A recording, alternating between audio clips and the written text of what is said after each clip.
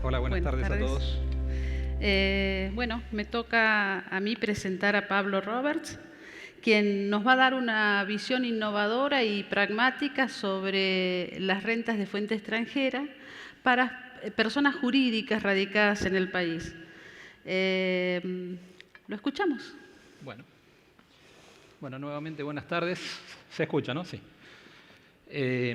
A ver, seguramente como les pasó a otros expositores cuando seleccionamos el tema y gran parte de que lo preparamos, nos pasó claramente en un escenario, un contexto diferente. Pero no obstante, cuando yo elegí un poco el tema para hablar, probablemente, digamos, no tenía en ese momento la noción de la envergadura que podía llegar a tener este tema, probablemente en algunos casos muy particulares.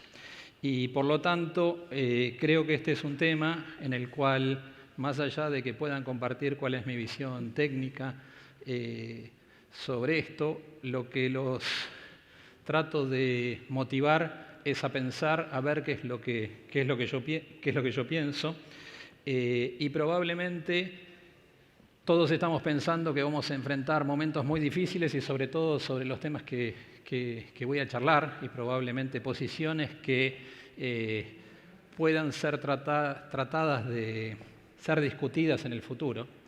Y por lo tanto, los aliento, como ha hecho algún colega antes, a discutir estas posiciones primero internamente entre el grupo de colegas y luego tener la valentía suficiente para no, como en alguna presentación que se hizo antes, tener la cabeza baja y no discutir los temas frente a la administración.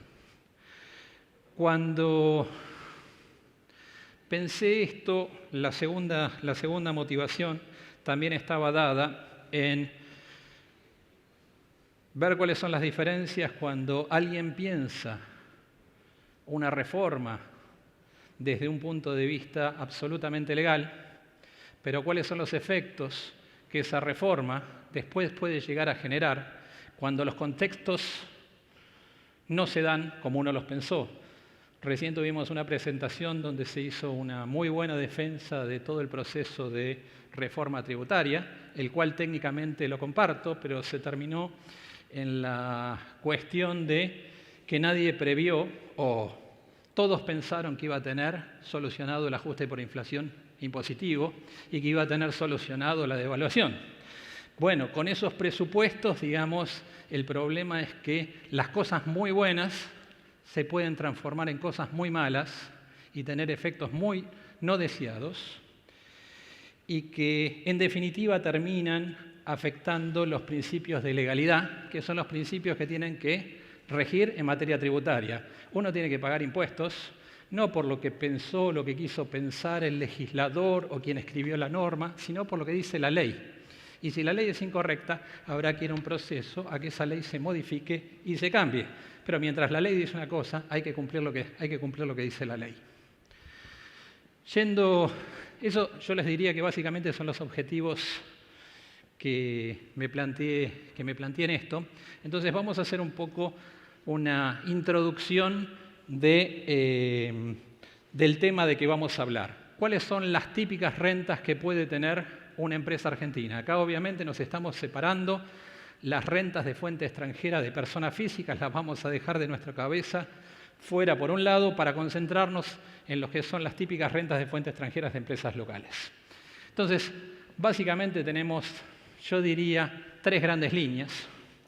Una que son las rentas de fuente extranjera que una empresa argentina obtiene a través de establecimientos permanentes en el exterior. Acaban de tener en dos paneles atrás una clarísima explicación, digamos, de lo que son establecimientos permanentes en el exterior, que tiene un tratamiento típico y yo diría muy establecido dentro de la ley de impuesto a las ganancias, un tratamiento diferente para lo que son participaciones en sociedades del exterior, subsidiarias, vehículos jurídicos, que son vehículos jurídicos independientes del vehículo madre localizado en la República Argentina.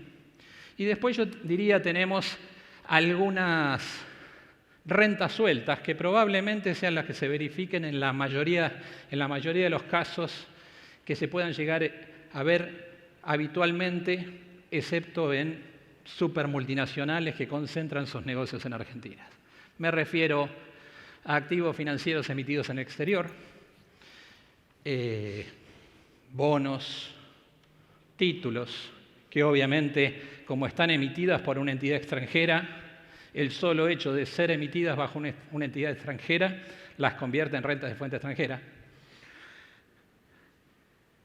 Excepción hecha ahí, reciente, por la reforma, de los certificados de depósitos en el exterior de sociedades y empresas argentinas, que la ley ha cambiado el criterio de fuente para decir que cualquier certificado de depósitos de acciones emitido en el exterior, si el activo subyacente es un activo subyacente argentino, en ese caso siempre van a ser de fuentes argentinas, más allá que está emitido en el exterior.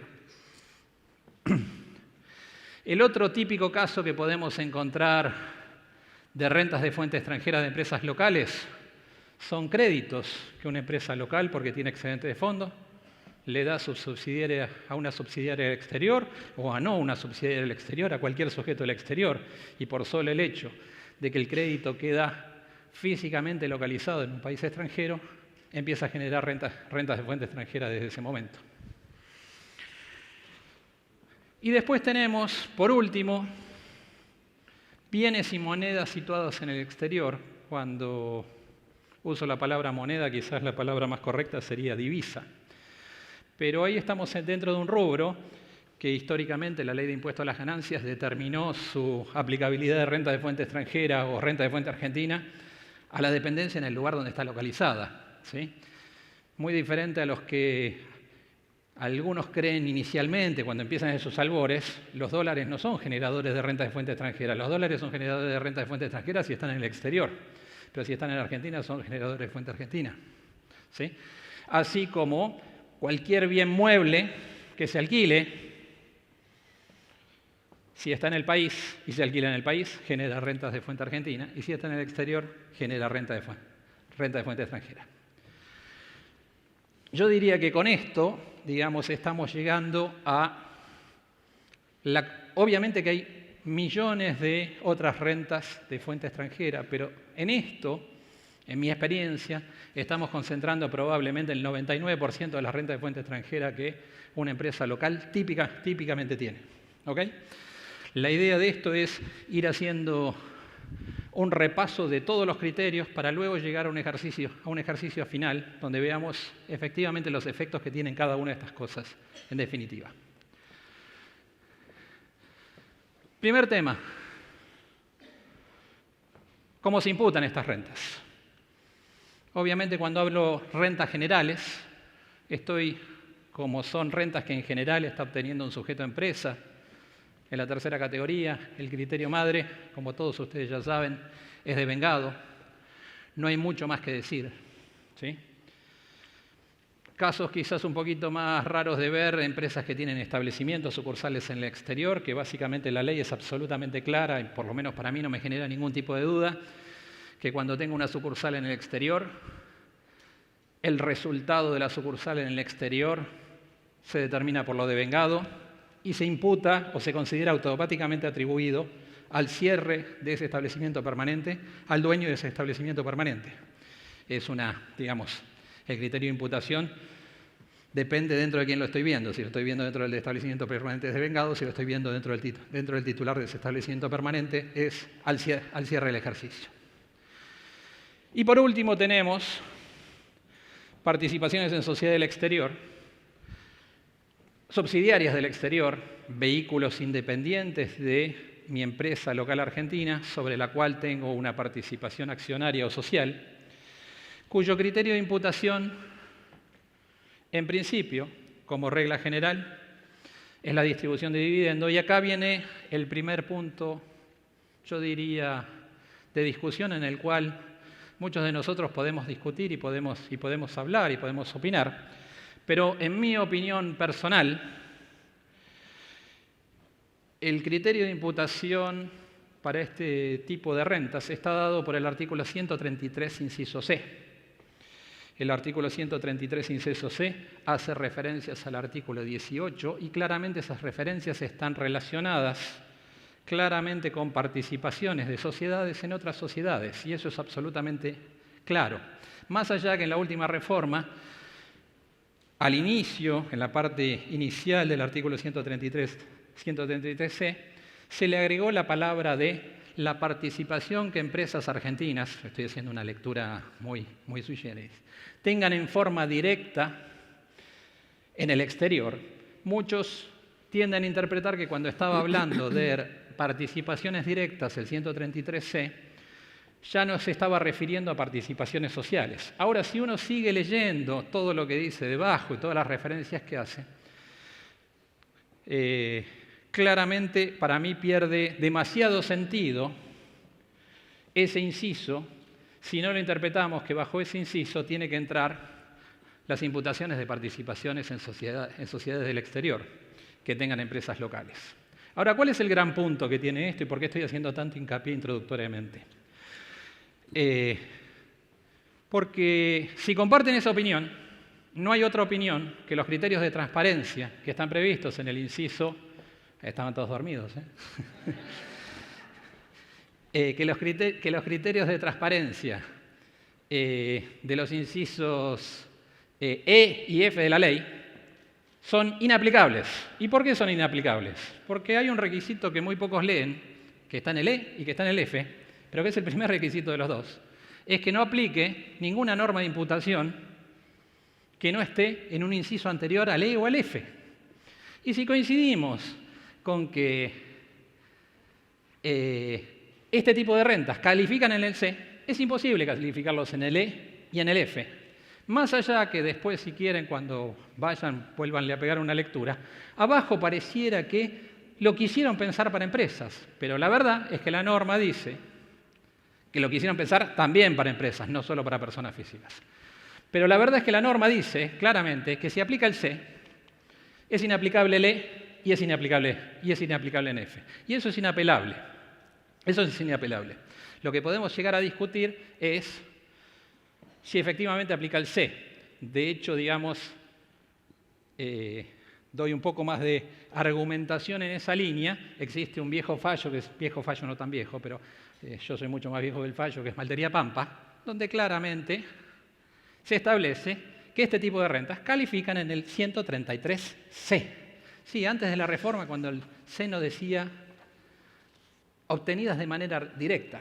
Yo la verdad que en ausencia de cualquier reglamentación, y acá me decía mi moderadora que parece que hay en marcha algo relacionado con relación a tratar de aclarar esto. Sí. La verdad que cuando yo leo el agregado de rentas que se obtengan directamente, claramente que una sociedad argentina tiene una participación en otra compañía es una renta que está obteniendo directamente, es un dividendo que es directo.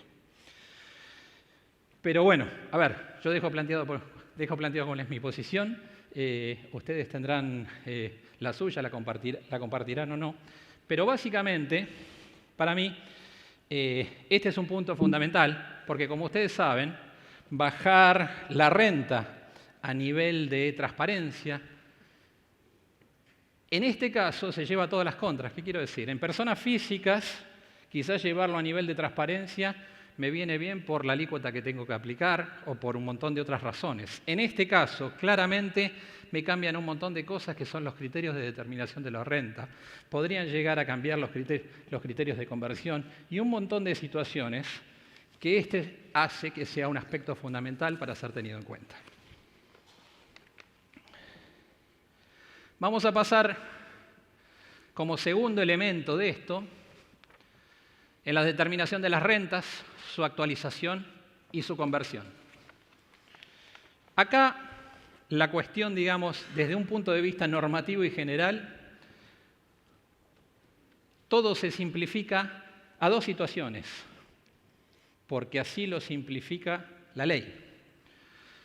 Es un establecimiento permanente en el exterior, entonces claramente la ley establece que el resultado de ese establecimiento permanente, una sucursal que tengo en el exterior, se determina en moneda del país de ese establecimiento, en moneda dura. Si el establecimiento está en Uruguay, se hará en pesos uruguayos, si está en Estados Unidos, se hará en dólares americanos, ¿sí? Y si estoy en Uruguay pero tengo dólares, convertiré los dólares a pesos uruguayos. Pero eso es lo que está diciendo esto. Y el titular que recibe esa renta y que, como dijimos en la página pasada, habíamos dicho que se imputaba automáticamente al cierre del ejercicio. Al cierre del ejercicio, el titular convierte a pesos a tipo cambio comprador del día del cierre de ejercicio del establecimiento permanente. Yo creo que en esa línea, digamos, es lo que la norma tiene muy claro y está planteado, yo diría, con una claridad prístina en la propia ley de impuesto a las ganancias. Y en la ley, no estoy hablando, no tengo que ni siquiera ir a ver decretos reglamentarios ni nada por el estilo. Está en la ley. También está en la ley el resto de los casos, que me dice el resto de los casos, todos. El resultado se determina en moneda argentina. Ahora, cuando me dice esto, ya empezamos en un montón de determinaciones que tenemos que ir a ver, porque ahí sí ya me empieza a jugar diferencias de cambio y de evaluación, porque estoy determinando en moneda argentina. Al determinar en moneda argentina, primero lo que tengo que analizar son dos cosas. Una es, esos costos se pueden llegar a actualizar, se pueden llegar a ajustar por inflación. Segundo tema, ¿cómo los convierto? Primer tema, actualización de costos de inversiones. La norma establece que si en el país donde estoy obteniendo esas rentas existe un procedimiento de corrección inflacionaria para esas rentas, a nivel fiscal y en algunos casos a nivel contable, y esas son las condiciones que me marca la ley, yo podría usar esos índices inflacionarios del país en el exterior para actualizar los costos de las inversiones que me están dando estos resultados. Ahora, eso no tiene nada que ver con aplicar ajuste por inflación impositivo argentino. Estoy actualizando costos en función de la inflación que pueda haber en el país donde yo hice la inversión, ¿sí? De donde estoy obteniendo las rentas de fuente extranjera. Y en conversión, lo que me dice la norma es que yo tengo que tomar los ingresos, los voy a tomar al tipo del cambio comprador del día en que debe imputarse el ingreso, ¿sí? Los gastos y deducciones al tipo de cambio vendedor del día que debe imputarse el gasto, o sea, cada gasto que voy haciendo. Pero los costos e inversiones al tipo de cambio de vendedor del día de ingreso de la enajenación. ¿Sí? Esto es una cuestión que aparece en el decreto reglamentario, la cual es importantísima, porque en realidad me está dando una manera de determinación de moneda semidura. Y ahora vamos a ver cuáles son los efectos. Bueno, voy a tener que acelerar claramente, más allá que acá dice que tengo... No, una cuarta parte. Me estaba mintiendo. Bueno, muy importante esto. ¿Por qué? Porque me determina en moneda semidura. ¿Sí? ¿Por qué? Porque yo uso el mismo tipo de cambio del mismo día que obtuve el ingreso. ¿Ok? ¿Y eso es lógico o es ilógico? Entonces vamos a plantear por qué, en mi opinión, eso es absolutamente lógico. En mi opinión es absolutamente lógico porque el mecanismo de conversión de renta a fuente extranjera es compatible con el hecho de que estos activos no están protegidos contra inflación argentina. ¿Sí? Y no están protegidos contra inflación argentina porque nunca estuvieron previstos. ¿Sí? El mecanismo de ajuste por inflación del artículo 95 de la ley excluye todos los bienes y activos y todas las rentas que sean generadoras de renta de fuente extranjera. ¿Sí? Con lo cual, mal puedo yo pretender una determinación en pesos que me genere diferencia de cambio si yo no tengo una protección de movida, de fase escrita en la legislación. Después que las rentas de fuente extranjera están protegidas por inflación y no me lo dejen aplicar, es otra cosa, pero tiene lógica tiene lógica en la medida de determinación. Y acá también tiene lógica. ¿Por qué? Porque la ley no me prevé que yo pueda actualizar por inflación argentina. Con lo cual, mal me puede gravar las diferencias de cambio que se produzcan en Argentina sobre estas rentas. Un segundo tema que lo vamos a ver rápidamente. El elevadísima brecha del tipo de cambio genera desequilibrios fiscales importantísimos. ¿Qué quiero decir? Hoy por hoy tenemos una brecha de tipo de cambio de 10% de valor del dólar. Por cada dólar que vendemos y que compramos y que aplicamos tipo de cambio comprador y vendedor, estamos generando una pérdida de 6 pesos. Seguro que nadie lo previó. Ahora lo vamos a ver. En mi interpretación, la teoría del balance no aplica a la determinación de fuentes extranjeras. ¿Sí? ¿Por qué? Porque la teoría del balance que partimos del resultado de la sociedad para ajustarlo, fue una teoría creada en la ley cuando era aplicable únicamente a renta de fuente argentina, no cuando se le agregó renta de fuentes extranjeras. ¿Sí? Ahora sí tengo que ser serio y advertir que yo tengo un problema con este mecanismo de conversión. Está en el decreto reglamentario del impuesto a las ganancias. Y en el decreto reglamentario del impuesto a las ganancias, con la voluntad de una sola persona, eso se cambia. ¿Sí? Y es muy peligroso. ¿Sí? Y por eso es que les digo que tenemos que hacernos fuertes en defender los derechos que tenemos sobre estas cosas. ¿Sí? Porque sacando un decretito de un día para el otro, puedo cambiar absolutamente la tasa de tributación, como vamos a ver en este cuadro. Voy a tratar de ser lo más rápido posible. ¿Tengo eso? Sí. ¿Tengo ese minuto? Sí. A ver, acá lo que estoy tratando de hacer es simplemente un ejemplo de una empresa que compró un valor de $1.000 en Argentina el 1 de enero del 2019 y lo vendió el 21 de agosto del 2019 ganando $80. Y hago la comparación, primero a nivel contable, de si lo ganó en Argentina, en el exterior, y cómo da el total consolidado. Recuerden que en ambos casos estoy ganando $80. En ambos casos, los resultados contables después de inflación me dan 6.820 pesos antes de impuesto. ¿Sí? Cuando yo tomo la determinación del resultado fiscal en rentas de fuente argentina, por lo que me dice la norma, cuando tengo que salir ¿cómo se llama? A convertir el resultado fiscal nuevamente por las normas de conversión y aún aplicando un ajuste por inflación del 30%, que es el mismo contable, ya me empieza a dar 8.320 en lugar de 6.820. ¿Por qué pasa eso? Porque la contabilidad toma, como corresponde, tipo de cambios vendedores. Nosotros tenemos que andar tomando una mezcla de tipo de cambios compradores y vendedores. Y cuando tengo una brecha de 10%, que nadie se le ocurrió en la reforma fiscal que podía haber una brecha de 10% de nuevo en la Argentina al comprar y vender dólares, me genera ese desequilibrio. ¿Por qué? Porque el 10% me aplica sobre $1.000, no sobre la renta que son 80. ¿Sí?